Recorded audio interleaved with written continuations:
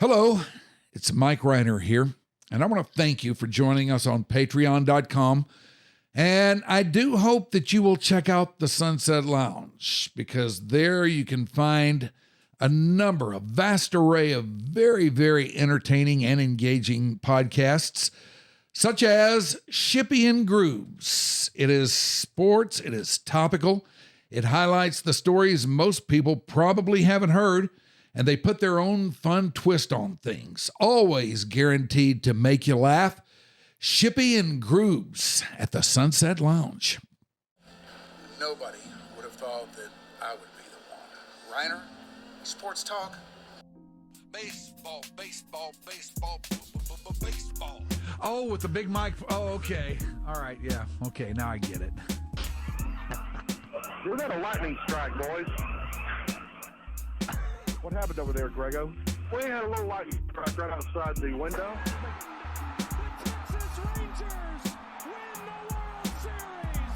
All right. Here's a tip for all these Americano League teams. Wait, you said tip? Yeah, tip. Okay. With a P. Keep jamming. The ticket, colon, nothing but a big Gen X jerk-off sake. This is a cool night or what? Although somebody would hear that and go, bullshit. I'm back, bitches.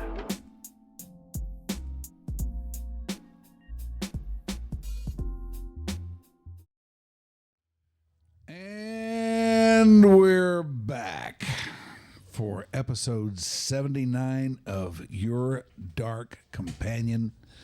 Hello, everybody. We're glad that you are, no matter where you may be, no matter how or when you may be receiving this podcast transmission. It is the 29th of January. We're all here inside the nurturing biosphere of the mothership. Shoopy, Ashley, Mickey, Becca. Me, I would be Mike Rhyner. And today, we're going to talk to a fellow that you may remember for a hot minute or so. He was in the news cycle just about every day because for that hot minute, it appeared as though he was going to be the long-term owner of the Texas Baseball Rangers some years back. Things didn't work out that way, but nevertheless, he has stayed around our Fairburg. He's a part of our Fairburg. And today, he is a part of this scene. He is Chuck Greenberg. Yay. Thanks for having me, Mike. It's good to see you. Always. How you been? I've been great. You look great, Life's man. good. No complaints. Yeah, you're a handsome fella. You look great. Well, just hang out in good company, you know? That helps. No doubt. So I want to go over a lot of things with you about the Rangers and that whole scene, because I was thinking about this, trying to put the timeline together, and I didn't do such a good job. I had to get others involved here. They remember it a little bit better than me, but still, it's one of those things that, you know, if you were probably in the moment, then you'll never forget it. It was a pretty heady time for you, I'll bet. No doubt, yeah. So before we get to that, though, tell us a little bit about what life is like for you today. Life's great. I still own the Frisco Rough Riders. Got a great group of partners, which I'm proud to lead, and we're doing super up there, just up north. Also have the Myrtle Beach Pelicans, who are the Cubs Class A affiliate, and the State College Spikes, who are a member of MLB Draft League. I blinked, and all of a sudden I got 7 grandchildren, and I don't know how that happened, because I didn't think I had any birthdays since then. But life's good. Spending most of my time in California, but I'm here a lot. Met a great woman. Life's just terrific. No complaints. Where in California do you base your operation out there? In Palos Verdes, which is fortunately south of the fires. That's good. But close enough to see it. And Yeah. just devastating to see the scope of it, but fortunately not affected in our area. So life's good. Going down to Austin to see 2 of my granddaughters on Friday, and then I've got 3 grandchildren in Detroit, where my oldest son is now the general manager of the Tigers, and then I got 2 grandsons in Pittsburgh, where my middle son lives. So life's good, on the run a lot, and it's all fun. That does sound like some fun. General manager of the Tigers, huh? Yeah, a legitimate baseball man in the family, finally. Well, I mean, you had your swim through it. Well, I was just selling, peanuts and popcorn and tickets. He's doing real baseball stuff. Well, where do you live around here? So, well, right now, Or when you're here, where are you? yeah, I stay up in Frisco, but looking to get a place to not be in a hotel. So, Yeah. because I lived in Westlake for a dozen years, Yeah. and then moved a couple of years ago. But I'm looking to have a place here too. So, probably back at least part time soon. Do you enjoy the Rough Riders? Love 'em. Doing that? Oh, it's great. That gig? Yeah, so I was a lawyer back in the day before I reformed, but but for many years I worked with other franchises at the major league level, and people wanted to buy franchises or were operating them. So I had many years of experience doing that, all of which began from having the chance meeting with Mario Lemieux back in the late 80s, very early in his extraordinary hockey career. We became great friends and business associates, and it's like the game with how many degrees from Kevin Bacon. I can trace almost everything that's happened professionally in my life for the last 35 plus years to meeting Mario in the late 80s. So I owe him more than I can ever calculate. And this was just a chance encounter, or Sort of. He was building his first house in the Pittsburgh suburbs, and he ran into a problem because the contractor went out of business. And I was a very young lawyer. I was like 26, and I kept his agent was best friends with the head of my law firm, and I just kept bugging the head of the law firm to let me meet Mario and try to help him. And after being rebuffed a few times, and always having this attitude, no means maybe and maybe means yes, I just kept banging on the door until finally they said okay, and I got introduced to him, and we hit it off, and I helped him out with that, and got involved in most everything that he did, other than his playing contract. And then as my career progressed, I got to work on a lot of interesting things through the 90s, and it really took off in the late 90s when the Penguins ownership changed hands from a terrific guy named Howard Baldwin to someone else who stiffed Mario on being owed a lot of money. And so the Penguins filed for bankruptcy in the late 90s, and Mario was owed a lot of money, and a small group of us got together to try to figure out what to do. And someone came up with the idea, well, let's buy the team. And so since I was putting deals together, I was one of the people who was tabbed as part of a just terrific, passionate, committed group of people to try to figure out how to do it. And so, we went around the country and found investors and put the thing together, and found Mario's ultimate lead investor, a guy named Ron Burkle out of California, and a group of local people as well, and bought the team. And that's where my career really took off. I never guessed when Mario bought that team out of bankruptcy in '99 that I would ever end up in bankruptcy court again, because I swore I would never set foot in a bankruptcy court again. Little did I know what fate had in store for me. But had a great run after that for a number of years, putting deals together at the major league level in all different sports all around the country. That was my first exposure to doing business here, because David McDavid, the former car dealer and great citizen of North Texas, had asked me to help him buy the Atlanta Hawks and Thrashers. And it was from that relationship that ultimately, when Tom Hicks and the Rangers were having some problems, David called me one day and said, hey, I think the Rangers might be available. I know you're not doing deals for other people anymore, but how about you and I go on this as partners? Because what happened is, in 2002, I bought my first minor league team in Altoona, Pennsylvania. Right. And then in 2006, bought Myrtle Beach and started State College. And then I'd sold Altoona at the end of '08. And so I was just owning and operating these teams for myself at that point. I wasn't advising people anymore, other than helping the Penguins do the deal for their new arena in 2007. And so I said, sure. So I came down here May 11th, 2009 for my first meeting with David and his family, and Tom Hicks and a whole bunch of people met over at the Crescent. And that was the beginning of the Odyssey that concluded the second week of August the following year. Let's jump back a little bit before we get into that, because you mentioned the Penguins bankruptcy. And I kind of fell down a wormhole, a little bit of a wormhole with that thing. It was hard to find stuff on it, around here back then. Yeah.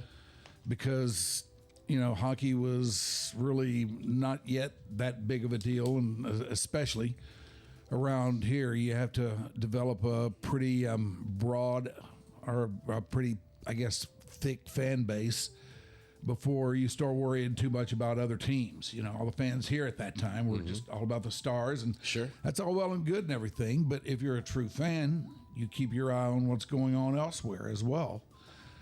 And I remember seeing that the Penguins were in bankruptcy, and that just dumbfounded me because I don't see how in a place like that with a team that was good at the time and had Mario Lemieux, how does something like that fall into bankruptcy? Seems like they had everything going for them.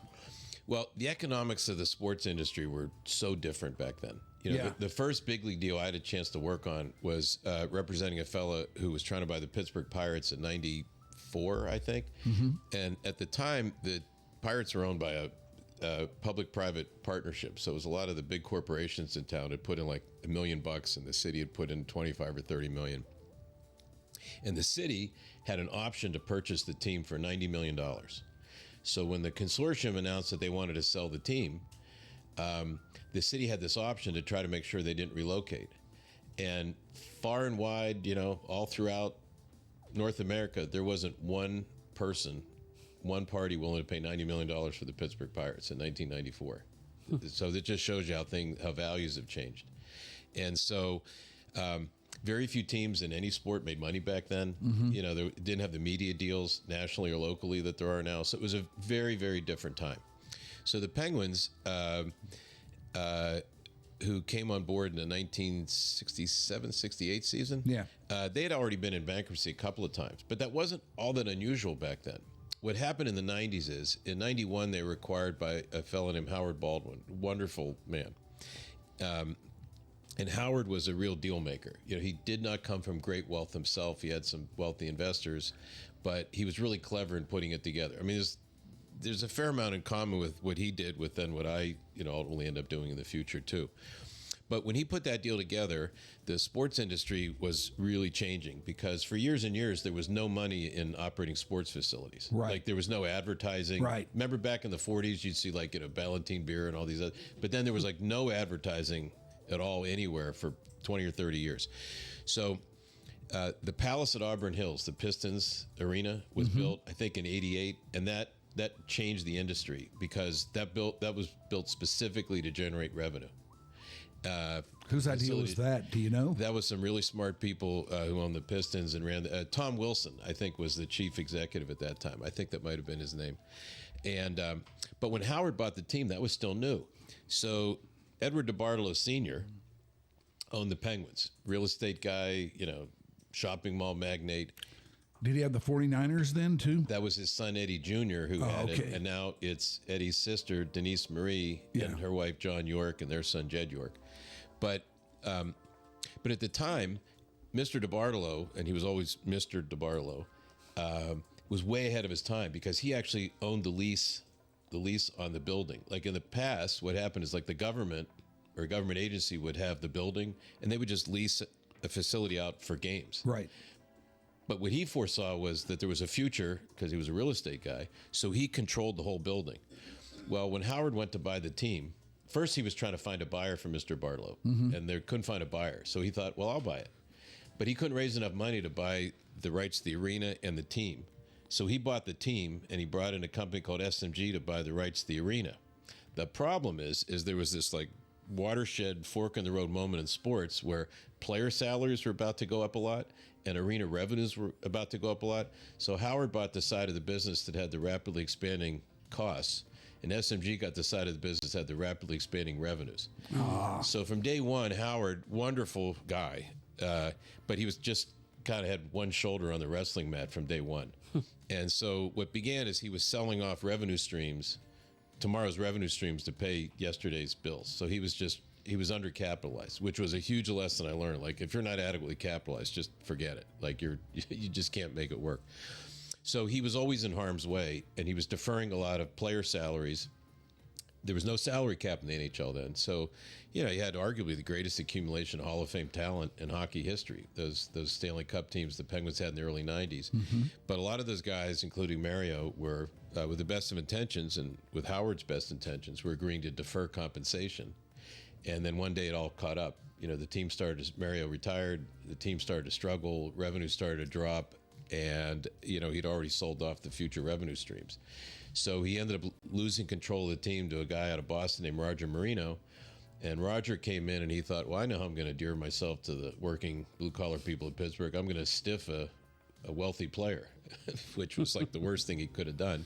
So he stiffed Mario, and that's what led to a meeting one night in a side room at the Mortons in Pittsburgh, where we're like, what are we going to do? He's like, well, let's buy the team. Except we had no money, no management team, no nothing. So we were like Mickey Rooney and Judy Garland. Hey, let's put on a play. So we just we went about it, and unbelievably interesting process. The first people we met with were Maurice Denis DeBartolo York and her husband John, who were secretly working with her brother Eddie Jr. in the NFL for them to take over the 49ers. And at the time, the NFL would not permit you to own a franchise in one city different from the NFL franchise that you own. Yeah. So if they had bought the Penguins, they would have been ineligible to own the 49ers. But they wanted to do it really badly because it was a legacy thing for her dad. But they couldn't do it. Worked out well for them. They got the 49ers, and worked out great for Mario because we were able to find Ron Burkle, who was a great partner, and the rest is history. And they remade the franchise, and it went great. It's crazy how that all works, man. Yeah, it was really something. Well, and by the way, after it didn't work out with the DeBartolos, do you know who we ended up meeting? A completely unknown Mark Cuban. Oh, really? Mark had just sold broadcast.com and made his money. He was from Pittsburgh. But now you already knew him, didn't you? No. Oh, you didn't? No. We actually went to the same synagogue, but we didn't know each other when we were kids. Okay. He grew up in Mount Lebanon. I grew up in Upper St. Clair, which are like right next to each other, like big time rivals, right? But I didn't know him. Like Garland and Mesquite. Yeah, there you go. Totally. So anyhow, met Mark. And, remember how Mark was? This was pre-Mavericks. Like, outside of Dallas, no one knew who he was. So one night, Mario and I are at a Penguin game, and the Penguins score a goal. And we look up in the balcony, and there's some, young guy with a big flag, and he's waving this flag, and he's, encouraging everyone. We're like, who's that? And so we said, oh, that's Mark Cuban. We're like, that's Mark Cuban? Like, we had no idea who he was. So we set it up to meet with him. And Mario said, why don't you spend a few days with him and his crew and, tell me what you think. So I spent a few days with Mark and his brother Brian, who's become a good friend, and I reported back. And has also been a guest on this podcast. Oh, in that very seat you're in. Good. Well, there you go. Well, way better than Skin. Hello, Brian. Yeah, way better than Skin. So I reported back to Mario, and I said, listen, this is one of the most intelligent, fascinating guys I've ever met. But at this point, you guys would be oil and water. Because Mark had a lot of these ideas you end up seeing with the Mavericks, like getting fake arrested and getting fined a lot by the league. And, Mario's such a regal, dignified guy, unbelievably funny behind the scenes. But that's just, Mark had all these Cyrano de Bergerac ideas for Mario to do. Yeah. Now, Mark may deny this, but I say this all lovingly because, I said to Mark, listen, you and Mario, it's not going to happen. And remember, I'm just like a lawyer in a suit at this point, which had 2 strikes against me. So I don't think Mark thought much of me back then, and I don't blame him. But I said, listen, Mark, but there's no doubt in my mind you're going to be an owner. You'll be a great owner.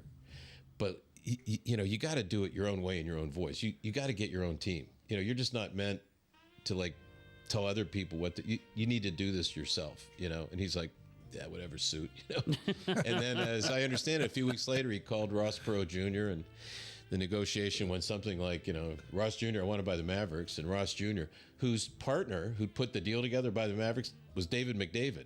This whole thing has this interconnecting thread for over a decade. And Ross Jr. said, well, they're not for sale. And Mark said something like, well, how much did you pay for them? And Ross Jr. said $130 million. And Ross Jr. And Mark said, well, I'll give you $285. And Ross Jr. said, I hope you enjoy them. It was right out of Heaven Can Wait, the movie Heaven Can Wait. And he went on and, and did his thing and became, the guy who literally changed the way we view the role of owners in professional sports. He and Jerry both. And so I would see Mark over the years at these sports industry conferences, and we'd spend a little time together there, and then of course we end up crossing paths again with the Rangers. And at one time, not long before all the big stuff went down, he said, "Hey, why don't you dump your partners and partner with me?" And 2 Pittsburgh guys, let's go do it. And I said, "Geez, Mark, I'm really flattered. We'd have a blast." But, one phrase I've learned down here is you dance with what brung you. And, my partners have been really loyal and steady through all these delays. I just wouldn't feel right about doing that. And he said, with a kind of gleam in his voice, well, okay.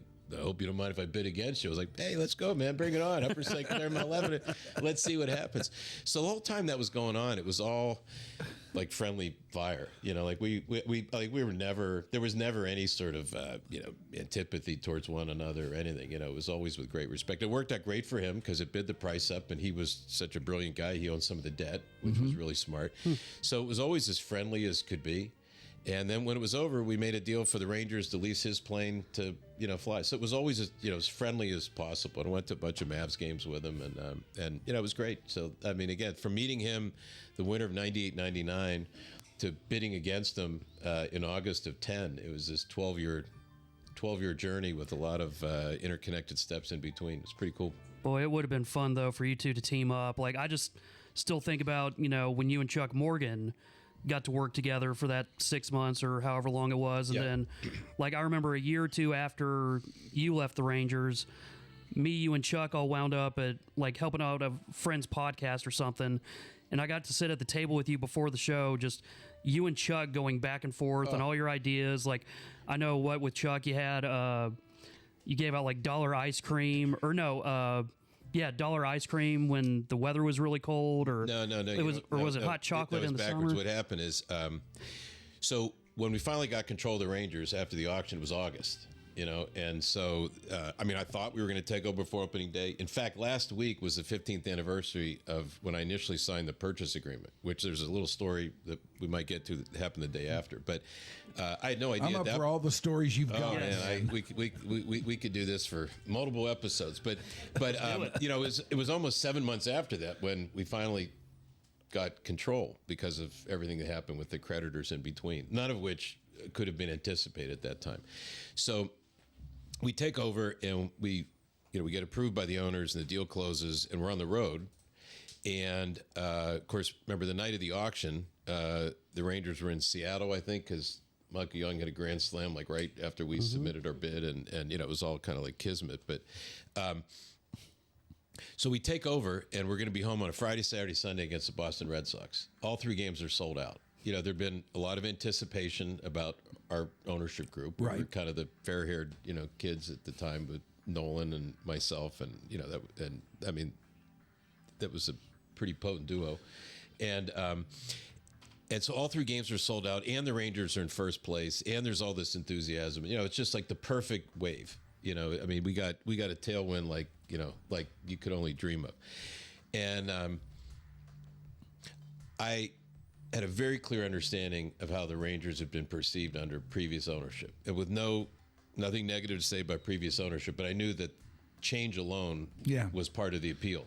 It was not, people were not real enthusiastic about really any Ranger ownership group up to that point. Well, and I was sort of like the everyone who came before, because I'm just like this regular guy from Pittsburgh. Like I had no business, having it was just, I was just, young and tunnel-minded enough to think I could do it. But, and, I was in the game at that time, and we pretty much had our finger on the pulse of all this stuff.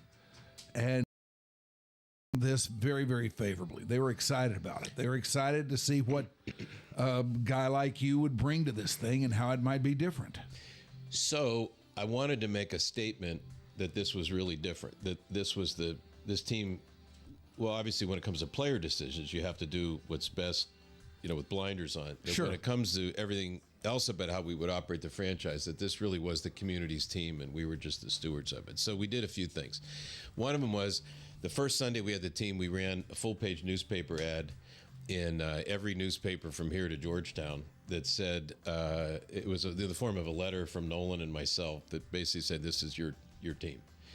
Second thing we did is I was driving on I-30 and I was talking to Chuck Morgan, and I had an idea, and I said, I want to cut a bunch of television ads. I want to go up the day after we take over, and it should just be like highlights of the team in action, and then just get people approaching the ballpark from all different geographies and genders, ethnicities, and everything else, and just saying, I'm so-and-so from such and such, and these are my Rangers. I said, there's got to be the possessive. And frankly, I just stole the idea, because the New York Rangers during the playoffs the year before, I'd seen did this thing in like gritty black and white of like cab drivers and politicians and celebrities saying, "I'm a Ranger." Well, I couldn't just completely rip off the phrase "I'm a Ranger." So the possessive "my" to me was the key part. So we had all these people. I'm Sally Smith from Weatherford, and these are my Rangers. I'm, Daryl Jones from, Oak Park, and these are my Rangers. But then the third thing we did was for that first game, we announced that we were cutting the price of beer, soda, popcorn, pretzels, and parking. And the head of the concessionaire company, Rick Abramson from Delaware North, I thought was going to have a heart attack. Because he said, "The game's sold out. Why would you give that money away?" I said, "Because this is our brand. Our brand is going to be, we're the good guys, and we're going to take good care of everybody. Right. And we're not going to do it because it's strategic. We're going to do it because that's how we were raised to be." Yeah. And the fact that was the vibe. You guys did a really good job of getting that out there, because that was very much the vibe of the time. And everyone said, "Well, wait till the next series during the week." I said, "No, because that's actually very jaded. To do it when the game's already sold out, that shows that this isn't a strategy. This is just who we are and who we're going to be." And so we did that for the first game, and I think it had a huge impact on the way we were perceived on day one. But Chuck Morgan, Grooves, to get back to what he said, he had the idea. He goes, "And it's going to be 104 this weekend. Have dollar hot chocolate." I said, There we go. "Brilliant." So it was hot chocolate. So that's Sunday. And by the way, it's really cool because before that first game, that Friday night, I'm sitting there in the owner's box. I'm having, one of my many talking heads, how did I get here moments, right? Right. And the Red Sox bat boy comes over, and it's a note from Terry Francona, who is also a Pittsburgh guy. Yeah. And a note that to me that just said, good to see another Western PA boy do good, congrats. And we kind of gave each other a little salute, and it was pretty neat. So that Sunday, it's like 104, 105 degrees. I mean, it was just so hot. And someone came down and they said, "Hey, Fox is going to be showing you in the third inning drinking this hot chocolate," right? So it's okay. But it didn't dawn on me. I didn't know when. Right, so throughout the entire third inning, I'm just like repeatedly just like sipping this thing over and over and over and over, and I end up having. I'm like, "Don't have hot chocolate when it's 104." I mean, it was I might as well pour gasoline down. But that was a great day too, because I remember I went out to the bleachers like totally incognito, and almost everyone out there was Spanish speaking, and I'm sitting on the torn cardboard boxes with everybody, and at the time I spoke a little better Spanish than I did now, so I'm just having conversations with folks in Spanish, and then they realized who I was, and the scene changed a little bit. But the whole thing was just it was just cool. And what I learned most of all is that it could be Altoona, Myrtle Beach, or Arlington. People are people. They want to be treated well. They want to know that they matter. And they want to feel like it's theirs, and I could tell you a story that would probably take a little too long, but there were so many lessons I learned with the minor league teams that when a fan feels that team belongs to them, yeah, you got them forever. Yeah. But it's got to be real. And that's, sincerely how I always did things and still do things in Frisco. It's a delicate balance too. Right. You cannot let that affect what you do with players. The moment you start making moves to try to make people happy, you lose it. But in terms of how you operate the business and the fan experience and everything else, it's, without the fans, it's nothing. So that kind of guided everything we did. This is Chuck Greenberg, and he, for a hot minute, was the owner of the Rangers. He now owns the Frisco Rough Riders. We will have more with Chuck coming right up. But first, if you don't mind, let us give you a little recommendation for your weekend. Saturday, the 1st of February, you can join the Clubhouse. Rob, Don, and Alex, they'll be at X Golf in Frisco for the WWE Royal Rumble. Now, I hope people have checked out the Clubhouse, because this is a really, really fun gig, fun podcast, fun show that they do. They'll be starting at 4 o'clock out there with the pre-rumble. You can bring your $5 to join the pot. Who will win the Rumble? Play both the male and female bouts. And courtesy of X Golf, 2 bays will be available for play. Clubs, balls, all provided. So come on out, join the Clubhouse, and me, Saturday, the 1st of February. I don't know what I'm going to be doing. How did I get roped into this? Well, okay. You're going to be wrestling. Okay, all right. They say I'm going to be out there, then I'll be out there. Me and the boys at the Clubhouse. Saturday, the 1st of February, 4 o'clock at X Golf in Frisco. That's where we'll be, and we want to see all our YDC peeps out there. And do check out the clubhouse. I think you could take Alex. I don't think I can. I'm old. I can't take anybody these days. My days of taking people are over. If I'm not sure they ever existed. Yeah, not that they ever existed. Yeah, Yeah, our type are built very low to the ground. He's a fire hydrant. Yeah. All right, well, let's get back to Chuck here. Let's see, where did we leave off there? We cut the price of beer, soda, popcorn, pretzels, parking, and thanks to Chuck Morgan, hot chocolate. Okay.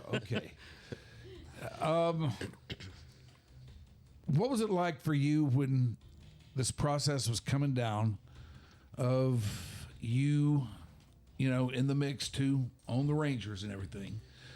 Was there a moment where whatever had to fall right did, and you just looked up and thought, man, this is really going to happen? Was there a moment like that? There were multiple moments like that until the last time it happened turned out to be a mirage, which was part of what made it so exhausting. You know, I started working on this in May of 2009 while I was traveling with the Penguins through the playoffs. In fact, I diverted from a playoff road trip to come here for the first meeting, and then I flew back afterwards. And I was, you know, I just remember sitting on my back porch at my old house in Pittsburgh with a yellow notepad, and making notes and doing calculations and, you know, figuring out all this stuff. And I got really excited about it. I put together sort of an outline how I would approach it. And I remember calling a friend of mine who was one of Mario's partners in the Penguins, who had been a mentor over the years. And I gave him this whole presentation. Hey, congratulations, you graduated. You're a real operator now. And I said, oh, thanks, because he met me. I was a lawyer. And so, like, looking back, it was utterly delusional for me to think that I could actually do this. Because after that first meeting, by the way, I thought it was great. There were reasons why I thought buying a Major League Baseball team was the right move at the right time. And very briefly, it's because Major League sports franchises are always valued at multiples of revenues. And I thought the Rangers were sort of underoperated, let's say, and we could do better with local revenues. I thought TV revenues were about to explode, and now we've just entered another phase in all that. But at the time, you know, I thought locally that was going to happen. I thought national television revenue was going to go up. So I thought there was going to be more revenue. And I also felt that Major League Baseball was sort of unappreciated when it came to values and media, and I thought that was going to change. And I thought that would lead to the revenue multiple going up. So I thought, well, you got more revenue at a higher revenue multiple. I wasn't a math major, but I'm pretty sure more times more equals a whole bunch more. You know, I mean, that was the analysis. That was my kill shot line whenever I was pitching to investors. And they would go, great, here's, you know, how much do you want? You know, I need to try that. So all through that process, I just never really stopped to think about how absurd it was that a guy like me would be able to put something like that together. You know, I was 48 at the time and just full of vim and vigor. And I'd done, you know, I probably had the equivalent of like 3 careers in my life up to that point, many of them simultaneously. And so I just thought, what would happen if I just put all my efforts for a little while into this one thing? Let me just see if I can do this. You know, I mean, it was almost like I wanted to just see what it could lead to. The Rangers situation was unique because a lot of the vibe around the franchise at the time and around town was a little toxic, and it made it very difficult to entice someone to come in and buy it. So, you know, there were lots of billionaires in town, which I was not and am not even remotely close to. So the people that would normally be the ones you'd expect to buy the franchise were sort of turned off by it, which was a challenge with raising money, but it was an opportunity as far as ultimately being able to do it. So I just kept working at it. And, you know, finally, throughout the whole process, Mike, there were 7 times that someone who had the authority to make a deal with me either shook my hand or said over the phone, we have a deal. And the first 6 times, something would go wrong. So first 6 times, it turned out to be no deal. It turned out to be no deal. So the first time when I really thought this was going to happen was mid-December of 2009, when Tom Hicks announced that he had selected our group. That was really the first time. But then it became pretty clear quickly after that Jim Crane was still very much in the mix. So even though we were selected, there was always this, other risk. But we worked everything out. Major League Baseball was great. They were very supportive of what we were trying to do. And they worked with me. And all we got to where on January, I think it was like 23rd of 2010, actually signed a purchase agreement. Nolan and I were side by side. We signed the purchase agreement and thought, okay, there we are. But then Mr. Hicks' creditors didn't like the way the deal was structured. And so that is what ultimately led to the team being put into bankruptcy and there being a bankruptcy auction. So there were so many times where I made a deal with somebody. It might have been a creditor. It might have been Hicks or somebody where I thought we had it. And then and so finally we get to the night before the auction. And even the night before the auction, we made a deal with the creditors and there wasn't going to be an auction. And the judge said, no, there's going to be an auction anyway. And I thought, man. So I said to Jeff, my oldest son, who was in law school at the time, I said to him on the phone, I said, for the first time in this almost year and a half, it just dawned on me, I might not get the team. He goes, it's been pretty clear to everyone else for a long time you might not get this team. And I thought, wow, I must really be stupid. Because even when it looked like someone else was going to get it, I still thought that was just a bump in the road on the way to being a success. But you're not stupid. You're just Mr. Brightside. That's all. I just believed in it so much. And the first adult book I read as a kid was Jerry Kramer's Instant Replay, and which it was a great thing because ultimately having the Rangers led to me getting to meet Jerry, and we became great friends, and that's a whole other story. But all those Lombardi stories from those days had really resonated with me. And one of them was him saying that sometimes you just worked so hard, you just will not accept any outcome other than winning. And that's where I got to, like, just one way or the other, no matter what he had to do, I just couldn't allow us not to succeed. So, I ended up turning down Mark's very gracious and very appealing offer to be his partner. And then the morning of the auction, Fox said, well, why don't you dump your partners and be our partner? And I told them the same thing and, went and did battle. And it was this epic day. And, I kind of knew all day we were going to win because I knew I had unlimited funds to work with from Fox. Yeah. But I'd also been pretty sure that we had the team 6 other times before. So it was like, I was sure we were going to win, but I'd been sure before. And then, when that moment came when we were literally on the phone with Fox trying to get some more money in our little breakout room, and someone came running in saying, Cuban and Crane's lawyers at the podium. And we're like, so we grab our suit coats, we go running down the hallway and walked in the room just in time to hear the lawyer say, congratulate the new owners of the Texas Rangers Baseball Express. And the whole courtroom, like a movie scene, just stands up and started applauding. Like, it was crazy. And our bankruptcy lawyer, Tom Lauria, who's like one of the great characters, who in the film version we pretended to cast all along. He was going to be played by Pacino, but he said, hey, you did it. And we're like, what? And, we were so surprised. And so after all of that, there was this like surreal moment afterwards. We're like, oh my gosh, this really happened. And I remember we went to a bar in Fort Worth and celebrated to the wee hours and drove back to the W in Dallas where I was staying. Drove back the next morning on like an hour and a half of sleep because there was another hearing to follow up the next morning, and that hour and a half of sleep could have been like 24 hours. I had so much adrenaline, like I was like totally refreshed and ready to go. So just kept grinding, and then there we were. So it was you and Nolan. Yeah, and Ray Davis was, and Ray Davis and Bob Simpson. It was the 4 of us were there that day. But the only 2 people at the bankruptcy table were myself and Tom Lauria, the lawyer. And that's with no, disrespect to Nolan or Ray or Bob. It's just kind of the way it was choreographed. Now, was Jim Crane trying to get it too? Yeah, Jim and Mark at the last moment had paired up with each other. Yeah, and I'm bringing him up because that is a name that, every time the Rangers went up for sale or every time there was a shaky financial situation back in those days, his name would pop into the scene pretty quickly. Yep. And Jim at the time who's been obviously a wonderful owner, for the Astros, and Yeah. has done a great job. But at the time, he was a controversial figure with Major League Baseball because he had an issue with the then owner of the Astros, Drayton McClain. There'd been a deal that they thought they had that didn't get done, and there were some recriminations from that. So for whatever reason, he was sort of persona non grata at that moment, and obviously it worked out great for him. You got the Astros, and obviously what they've done goes without saying. But at the time, he was kind of a black sheep in the baseball world, and Mark was certainly against the grain of what Major League Baseball usually has. So when the two of them paired up, it was really fascinating. And, so there I was just, it's like me and, against the two of them. And it's like, Goliath on steroids times me. And it was quite a mismatch in many ways. So what happened? Why didn't things work out? Oh, gosh. Well, that's a whole nother episode that I've never actually really talked about. Oh, my.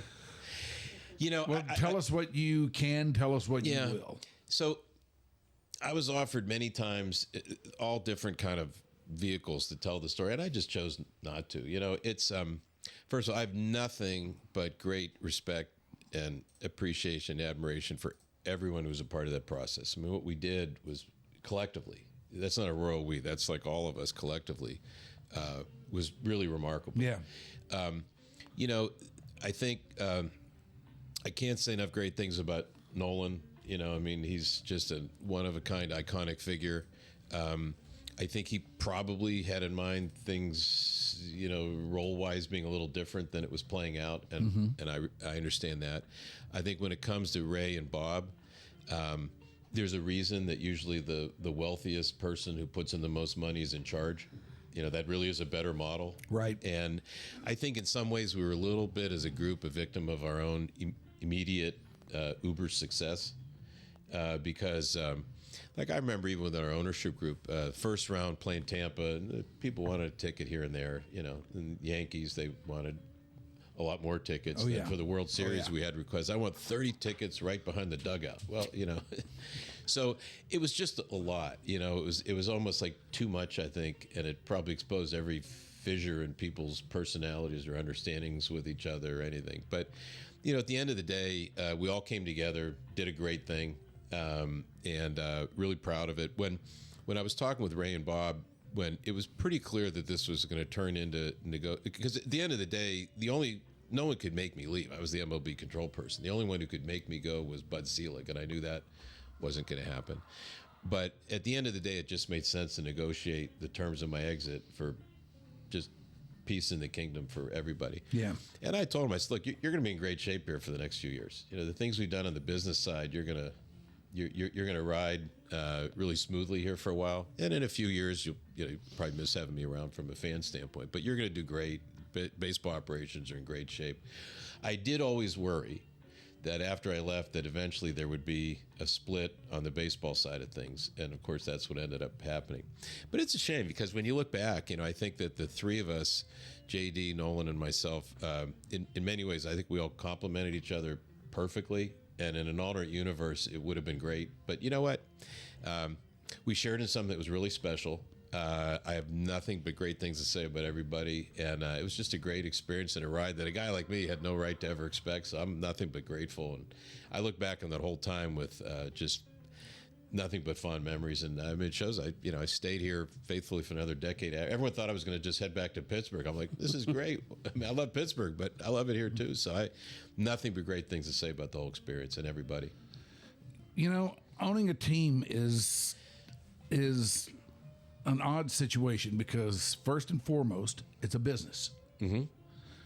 But it's almost like, I don't know, it's almost like a utility or something. There's an element of civic trust. Mm-hmm. Oh yeah, that goes with it too. And some ownerships are better about that than others were. And I know I'm maybe speaking just for myself here, or maybe a minority of the fan base. Probably most of them don't care about something like this one way or the other. But I want to see the boss out there. Mm-hmm. I want to know the boss is into it. I want to know the boss is involved, and we haven't gotten that with the guys that own the team here, Ray and Bob.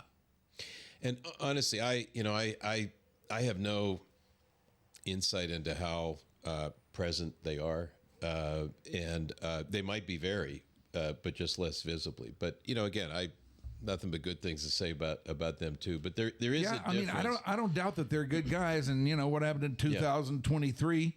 That's on their watch, no doubt. Yeah, and their dime. Let's see somebody answer that. That one speaks for itself. It does. But I hear you, and there's a fine line. I mean, so you sort of got like one end of the spectrum is with Mark and the Mavs. He did it his way, and it worked, and it was great. And by the way, it was he so sat much fun. courtside at every game. Yeah, and that was so much fun to see their success in 11. I was at every playoff game, every home playoff game, and I mean, that was just so much fun to see right after the success that the Rangers had in 10, which of course presaged the success and then heartbreak in 11. But that's one way to do it. And then there's ownership that's completely absentee and invisible. And then there's no right or wrong way to do it. No, there's not. There's not. But I think that the most important thing is, regardless of the style that the owner has, I think there are things that franchise ideally needs to do and should do to earn the benefit of the doubt. Now, it's always important to remember, as much as we sort of operate the business side of this for the fans, remember that fan is short for fanatic, and particularly in this social media age, there's always going to be extreme views, especially on social media. You cannot be caught up in that. Again, on the player side of things, it's almost like you need to be in a hermetically sealed booth and just do what you know is best. Sure. You can't do that. But certainly the best run franchises, generally speaking, earn the benefit of the doubt with their fan bases, that they're in it for the right reasons and they're trying to do things for the right reasons off the playing field as well as on. And it makes a big difference. Yeah, it does. And, I tell myself, look, you're in your head, you're making way too big a thing out of this because it's just not the nature of these guys. And I mean, I don't know if I would know Bob Simpson if he were to walk in here right now. Now, Ray Davis, I would, because when the team was celebrating the trophy, he was there. He was on. Oh yeah, and he was on TV, and him I would know. But I don't know. That's just a kind of a thing I think about owners. No, I understand, but everyone has to do it their own way. Sure. And there's no right or wrong way. They were there the day of the auction. They were there, and they were a huge part of it, because when it came time to make what I had referred to as our shock and awe offer, I mean, the two of them were like, I mean, they were in all the way on it, and that was big, So they stepped up when they needed to. They certainly have stepped up to do the things that were necessary to put the Rangers on a path towards winning it all in 23. Which again, that lives forever. Yeah. But for me, where I cut my teeth on my own approach is advising a lot of other people as they own major league teams in different sports. I saw what they did. And so by the time I got my first minor league team in 2002, I kind of had a sense in my mind of how I wanted to handle things, by seeing what folks had done in different communities and different sports and different times. And one of the things that's really good training in the minor leagues is we have no control over how good our team is. Like we don't know who our players are going to be. You could have a star on Thursday who's gone on Friday. Right. So we have to focus on all the things that affect the fan experience that have nothing to do with winning and losing. And a huge influence for me on that was Mark, because I remember the story that I assume is true, that when he bought the team, they were pretty terrible. And I read that he had instituted a thing where if anyone mentioned the score of the game, that they had to put a little fine in a cookie jar. And the point was, focus and talk about the things you can actually affect. Right. The fan experience and getting more people in the thing, and making the experience of being a fan better. Well, in the minors, that's all we have to sell. And so doing that was great training to then move into the chair that I was in with the Rangers. And, it was fun. I mean, the same stuff that appeals to people in to fans, the minor league level appeals on the major league level. It's just that it's nice to win too. Were you surprised that Mark got out? Yeah. I mean, yes and no. I mean, yes, because he was so passionate about it. Mark and I haven't crossed paths in a while, so I don't have any insight into it. You know, my one thought was, gosh, he's still so young. But then I remember he's older than me, and I occasionally remember how many birthdays I've had now. I actually caught myself a few months ago. Someone asked me what my plans were with the teams or something, and I said, well, in 7 years I'll be because I'm 63, and I realized, and I started to say, well, in 7 years I'll be 70, and I stopped like, wait, what? What did I just say? So, you know, that's a part of it too. Don't worry about it. It's nothing. Yeah, well, you know, there's been other thresholds before, but yes, but you know, I do understand the angle of the gaming. I don't know what percentage he kept, but the values of these things are rising so rapidly. His minority interest is still worth an awful lot of money. So, you know, selling is always a very personal decision. Mm-hmm. Sure. I got one story for you that relates to selling, though, and how, as fans, we can think we know something about an owner and be like completely wrong. So when I was a kid, the Pirates, for generations, were owned by the Galbraith family. They had a group of owners that at one time included Bing Crosby. Yeah. But the principal owner was the Galbraith family out of Columbus, Ohio. And they were seen as being out-of-towners. Okay? And the senior Galbraith was John Galbraith. Right. And then eventually he passed away and his son Dan had the team. And so in the latter years of the Dan Galbraith ownership, the Pirates struggled and they didn't spend much money and they were pretty bad. Mm-hmm. And it would ultimately led to the team being sold to this public-private consortium. And the Galbraiths, they kind of left with their tail between their legs. Right. They just weren't well-regarded. And I was a kid, you know, during that era. And, I mean, Pirates, I mean, I'm so fortunate when I grew up and getting to go to Forbes Field, which you've got a great picture of over there, and, Love you know, Clemente and Field. Stargell and all those guys. And, you know, and then through the lumber company, you know, with Parker and Stargell and all those guys in the late 70s as well. But they'd fallen on hard times, and the Galbraith family never really got respect because they were just seen as being out-of-towners and horse and real estate people. And so, you know, I just had that sort of cliched image of them. So when I was representing this fella trying to buy the Pirates in '94, I had the idea of, hey, you know, why don't we try to connect with the legacy of the franchise? Let's go. Dan Galbraith is still alive. Let's see if he'll put a little bit of money into the group. And my fellow I was representing said, good idea. So I went and met with Dan Galbraith one-on-one. Now, remember, I'm meeting with him. I'm 33 or something like that. Having thought of him always a guy who didn't really care, and it was just about the money, and he got out when the money didn't make sense and everything else. And I sat with him. It was just me and him alone in a conference room. I said, you know, Mr. Galbraith, and he insisted I call him Dan. I said, Mr. Galbraith, what was it like selling the Pirates? And he took this long, deep breath, and he looked down, and he goes, there were reasons why our family had to sell. But I remember I signed those documents, and I drove home to my house, no radio, not a sound, just lost in my thoughts. And I was thinking back to my whole life being around the Pirates from the time I was a teenager, just in total silence. And when I got in my house, I went in the front door and I closed the door, and it sounded like a bank vault. It just like reverberated all through. I just felt like it was in this giant empty chamber.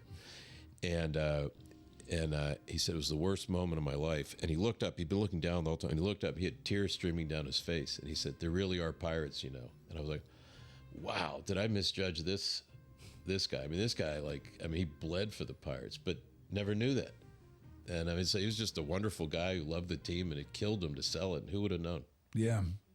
Well, I mean, when it comes to Ray and Bob, I don't doubt that they're into it. I just wish there was a little bit more visible display of it. That's all. But again, like you say, that's not the style of everybody. Right. Everyone's got to be themselves. If not, people can tell. Yeah. And that's a problem. Yeah. So what do you do with yourself these days?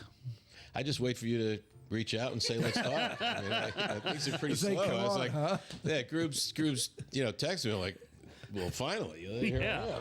What the heck? Sit in a chair all day, just eating crackers or something. Like, No, guess not today. That's it. That's it. I mean, I saw this free time now that we're not planning the latest Groobs bobblehead. I mean, coming up with Groobs as a centaur may have been, I don't know if that was a high point or low point of my career, but it could be both. It was great. It was pretty good. What did we have? We had you as flying? Yeah, the first two were like, one was me laying on the ground. Yeah. The other was like the arms up. Yeah. The unicorn farting out a rainbow. Yeah. Yes. Yeah, the centaur. Iron Throne. Yes, yeah, except yes. it was a toilet that I had my right. Captain Morgan stance on, and Jumping the Shark. And Jumping the I'm Shark. a little that was it. disappointed we That's don't right. have one Grooves bobblehead in here. Oh, we did. No, we don't don't have know. any. Well, we need to fix that then. I might know a guy who knows a guy who could help you with that. Yeah. You should have the giant. You should borrow the giant size one. I'm telling you, like, we got a life size. It may be Yeah. bigger than life size. It's gonna say my now fiance, Yeah, like that's one of her goals is to get the life size bobblehead in our townhome at some point. Will it fit? I don't think it'll fit. We'll find a way. I mean, life size. I mean, really, it's her problem. I guess Like, it will I'm not fit doing because anything you're with it. Because even life size, you're still kind of small, but still. Yeah, I'm still pretty petite, That's how you know you've arrived, when you've had a bobblehead made of you. I guess. Like, or just Of course it Chuck had is. nothing else to do. They went like hotcakes. People That was loved- kinda People cool. loved Grooves bobbleheads. Like, there's like a black market for my bobbleheads. Like, you know. Yeah, and they go for like $60 on eBay. And Oh shit! so yeah, every now and Big then money. Darcy will be like, "I'm really sad you don't have any of your bobbleheads." I'm like, "You can go on eBay anytime you want, but I'm not getting them. I feel weird about it." Wait a minute. You don't have any of your own bobblehead? Like I gave them all to friends and family you and did? all that. Yeah. I'll Lame. have to see what we still have. Okay. Yeah, like I'm not opposed to having them. I just, especially at the time, felt weird and like, you know, Well, if before. you're going to do this, I'd say we need one in here. Let's for do sure. it. Agreed. Yeah. His bobblehead. True. Ooh, do I'm we not want judging my or anything. bobblehead too? Testicle Just- you are, but still. I have I'm a up for it. I have a bobblehead. I just hide it better. It's just not as cool as y'all. So, Yeah. Grooves, if I'm not mistaken, we actually Yes, sir. met right after the press conference before the dirt game out at Frisco when I was about to Yeah. take them over, right? Yeah, because I remember, I was out there with a couple friends, you know, kind of sort of out there to cover Yeah. the press conference and all that. And then, like, you wound up coming up to me, which first off felt weird because we had never met. You know, we Yeah. talked a little bit on Twitter and stuff like that. But you're like, hey, Groobs, you know, I'm Chuck. I'm like, I know. And you're like, I'm about to buy the Rough Riders, like, you know, and I'd like to, you know, find a way to kind of have one night a week where we like give you the keys to the stadium, you know, whatever ideas and all that. And I'm just thinking, what the hell? Like, really? And I just assumed, like, you know, Ben and Skin were there that day. They're longtime friends of mine, of course. And so I was like, all right, this is obviously some sort of weird prank that they're pulling, you know, hey, Chuck, go over there and like gas Grooves up and make him feel like he matters. And you know, at the end of it, you're like, yeah, I'll, you know, whenever it goes through, you know, I'll check back in with you. And I'm like, sure, okay. You know, obviously I was much more polite in person, but in my mind, that's just all I was thinking was like, What is this, punked or what? yeah, what the hell? And then, yeah, like right after you got the team, you're like, hey, so what happened? You want to meet? I'm like, let's go. Let's see what happens. And we start talking through all the silly ideas. And yeah, it was awesome. It was a great 5 years with you, and still love getting to connect with you whenever I get a chance. And just, you're amazing, my friend. Well, right back at you, kid. And it's, I mean, minor league baseball, that's the fun thing. Besides all the meaningful things we do to connect with people, but just to kind of have that 12-year-old, you know, side of yourself, Sure. just come up with goofy ideas. That was my favorite part back in the day in Altoona with my first, you know, team. Is we'd have notes written down on like, you know, tissue paper and paper towels. It's just, you know, like every crazy idea. We had one night we had this idea. We'd been meeting for like 2 or 3 days, and you know, just all day and all night, and partying at night, and just trying to come up with ideas. We were like exhausted. And the last night, I said, "Man, this being the best stuff is really hard. Let's have one night where we're just awful." We're like, "What?" I said, "Yeah, just one night where we just like suck. Everything's bad. The music's bad. The entertainment's bad. Like everything's awful. Let's have awful night. We're gonna do everything awful." And I think my one of the guys looked at me and said, "Like, did you eat like lead paint chips as a kid? That's the worst idea I ever heard of." I said, "Yeah, you're probably right." And he said. And then the fellow Parney, was his minor league legend who ran the team for, he said, but why don't we salute other people being awful? I'm like, there you go. So we had our first awful night, and it won all these like national awards. It all began with me having a truly awful idea, but we saluted. I think it was the Prairie View A&M team that, you know, lost like 66 games in a row. We just, you know, saluted like famously. So for music during the game, we had William Shatner singing Mr. Tambourine Man, which, if he wasn't tripping when he did that, he might be the finest actor of his generation. We had music by Milli Vanilli. We gave away, we just had like terrible giveaways. Everything was bad, and it won all these awards, and we just kept doing it. I guarantee you, Shoopy would know what to do. Yeah. The highlight of which, and ultimately, we ended up taking it to Myrtle Beach as well. And we had a guy, or one of our broadcasters was a guy named John Laser. We announced there was going to be a post-game laser show. Oh, so everyone God. thought it was going to be like the Who at Madison Square Garden, right? It was John Laser with long ribbons doing an interpretive rhythmic gymnastics dance to the tune of the Final Countdown, and it was awful. That's amazing. So it's been fun. So this is there it Mr. is. Tambourine Man. Oh my gosh! I never heard this. Oh, it'll change your life. In the jangle morning. I'll come following you. There's a point where it sounds like he's lost and he's calling out for directions from Mr. Tambourine. My senses have been stripped. That could be virtually any point in this. My toes too numb to step. Oh, man. Wait only for my boot heel. Well, Chuck Greenberg, I will tell you this. Yes, sir. I was quite disappointed when things did not work out for you, because I was looking forward to a guy like you at the helm of the Rangers and being there for a long time and just seeing what kind of vibe that brought around the thing. Thank you. It was fun. I mean, like I said, it wasn't plan A how it went, but I wouldn't trade a minute of it. It was just terrific. And obviously how I felt about the people in the community was best shown by the fact that I stuck around. Yeah. And not only stuck around, but then ended up getting the Rough Riders. So, to still be a part of this community and to be a part of the Rangers. And somewhere, one of these is actually in Arlington waiting for me. I still have to go pick it up. So it may not have been the way I originally contemplated having it, but it did work out. And I mean, I love this community and the people. And it was so great that we all connected. And so I've got nothing but great memories and experiences and wouldn't change a minute of it. Thanks for doing this today, man. My Thanks pleasure. for being with Next us. time we can talk about music, go down any kind of rabbit hole you want.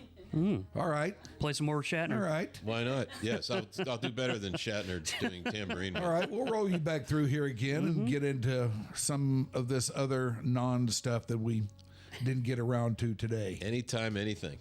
All right. There's a great Chuck Greenberg. Yeah. This has been your Dark Companion. Now, as always, we're very, very interested in what you think about what we're doing here. And we would like for you to reach out if you're on Patreon. We can find out what you think there. There's a place there for that. But if you'd like to do it at some other place, let's see. I need a script for this. Oh, dear. Oh, that's not it? Okay. Just start reading whatever that is, though. Stay classy, San Diego. Yeah. Go after yourself, Yeah. Dallas. Yeah, your Dark Companion on TikTok and on Instagram. We're also at your Dark Companion. And I don't know the rest of them. Just find me on Twitter, find me on Facebook, and say, hey, man, you guys suck. Or whatever you want to tell us. Yeah, we're out there.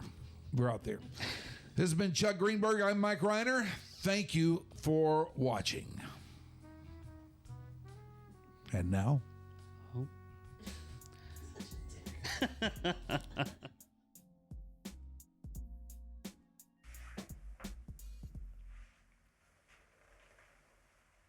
All right. I'm gonna go take my pants off.